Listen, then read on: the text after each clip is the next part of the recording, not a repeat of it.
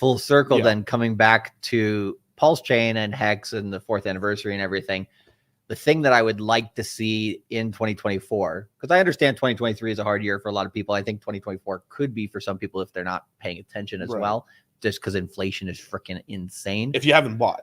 Yeah. Because I feel bad for people not that we said this even when we did the first and only ever real mega course we've ever did was in that November course of 2022. We bought the lows on Bitcoin and Ethereum. And one of the main things I said is like, the prices are great right now. But I know where I was in 2017 and very early 2019. I wasn't in the position I am today, right? Where I don't have the bag, I don't have the money like that. I'm making money, but like I can't afford to like put my whole paycheck in and do everything right. So time is your friend. So people paying the maybe 200-ish people, 300 people that are paying attention to us. Obviously that's grown. There's obviously like, just because you miss one video doesn't mean you don't watch another one. So it's a lot of people still DCA'd. And the people who have DCA'd over this entire time, you've had a whole year. Literally, I mean, we're a year and a half if you count the low from Ethereum. Yeah, in 2022. Yeah. If you had but if you've been DCAing that entire time, you've had an incredible time to DCA at these low prices, and you still have, I'd say 7. Now we're like I've said this multiple times until May. Yeah, for 7 months. Me personally, that's what I think. Like, maybe I'll extend into June a little bit. The only reason I say 7 months possibly is because there's always like a big pump up and there's a dip down. That dip down after whatever it's the summer before high. or after the halving. Yeah, it's usually like 1 month before or 1 month after. And if the halving is, let's say, on average around 420 at the current moment, then that'll be the end of March or the end of May. I think it's most likely to be we'll see when the halving actually lands. But like, it's gonna be April-ish. I think. I'd be shocked if it was March. It's like between the middle to end of April to the early part of May. Yeah, that's where it is. But it'd be interesting to see. But anyways, kind of going back to the other thing I was going to say, just so in 2024, what I want to see on the Pulse Chain community is, because everybody sacrificed. They saw what the sacrifices didn't do, all that stuff. They got that back now.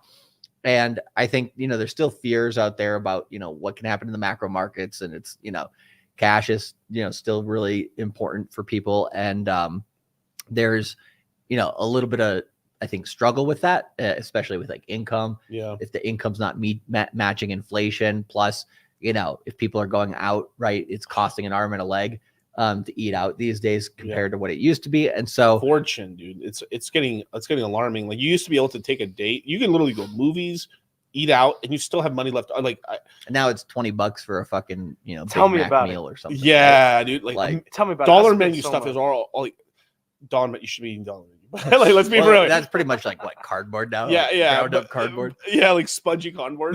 But like a McChicken used to be $1. It's now $4.29. Oh wow. Dude, like, you know what I'm saying? Like, I saw an old picture. So, how people would buy like big bags of chips for parties and stuff, the family packs, the big ones. Yeah. Those used to be $2.50. Yeah. Or like, around $2. Yeah. I think whether they like $8, $9, $10 now, like, that's insane. And this is just for like, it's just the little and like stuff. A third of that is air. Yeah. Look at you, Dorito. Right.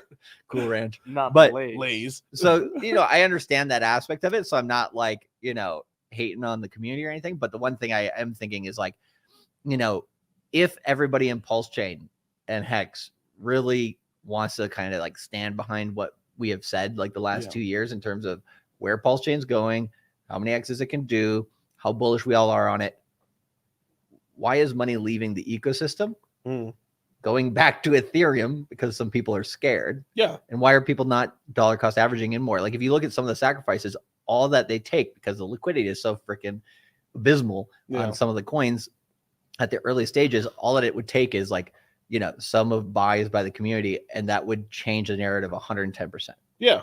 Like, it wouldn't take much. You have a bunch of like, you have some like, I don't know how to say it another way, like medium-sized players that are DCing and buying, but it's not enough to move the market. Yeah. Some way it's on the whales too, but it's not only on the whales. I think sometimes the whales, what do you call it? People just like, oh, it's the whale's fault because they don't want to, say that, it's not their individual reason for, not buying, but as a whole, you need, kind of like a group consensus sort of. Yeah. You need some big buyers and stuff like that.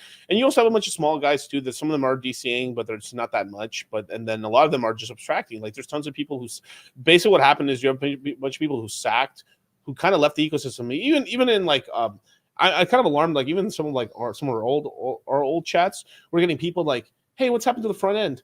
And that's been like a month or two already. Right. And it's every time I see that message, I know that person just checked back in. Yeah. So it makes me laugh a little bit. Like sometimes when I see people, it's like, hey, what happened to the Hex front end? So apparently you haven't been paying attention to the whole bear market. Yeah, you haven't been. Yeah, you just literally just come back in the last 2 months, but at least you're back. Right. And that's the importance, is even the guys who've taken the course with me once have a place to check in a little. Because that's the thing, is like, well, it's been a while since I took a course. Let me look what's happening. Right. And at the very least, like those, even those guys are way more ahead of everyone else, because they're not starting at ground. Dude, starting crypto today in ground zero is like scary. Hard. It's hard. It's harder than ever. Yeah. There's industry categories now, right? That you're like, people are like, what should I be buying into? And it's like, well, here's a list of like 3 or 4 or 5 coins that I think will do really well. But then if you want to add on top of that, you're going to get like 40, 50 different coins. So instead of doing that, you have to now index yourself into, okay, I'm going to get 4 coins, but they're going to be all in the GameFi space. And maybe then I'll get another 4 more and they're going to be all in AI. I'm just going to focus on GameFi and AI, this whole bull market, just as an example. And that's my niche. Or I'm going to focus only on layer ones from last bull cycle, and that's my niche. Or I'm only going to focus on, and like you have to now niche out even more than ever in crypto. Yeah. I think this cycle, you still don't have to be micro niche, but but I think it's important. Yeah. In focus on an ecosystem, or focus on that, and be like, I would say 70%, because that's where you can make a lot of money, right? That's enough, but you should always have a little bit of side play. Because you need your stuff that's like your guarantees, the stuff that's like higher likelihood, like Bitcoin, Ethereum. You gotta layer that risk for sure. Because I just had a call with a big whale. Yeah, I'll tell you a little bit after. Like a big whale and stuff, and like they're happy that they have other bags, but they're worried. They want to now allocate some of the like Ethereum bags into other ecosystems, because as a diversification play. Because well, no, I get that, but that there's it's like that's the hard thing, right? Because like right now, the people who have been here the whole bear market, they should have their Ethereum, Bitcoin, and whatever else they think is the main bags in their portfolio. And now everybody should be, probably moving that into the altcoin space. Yeah.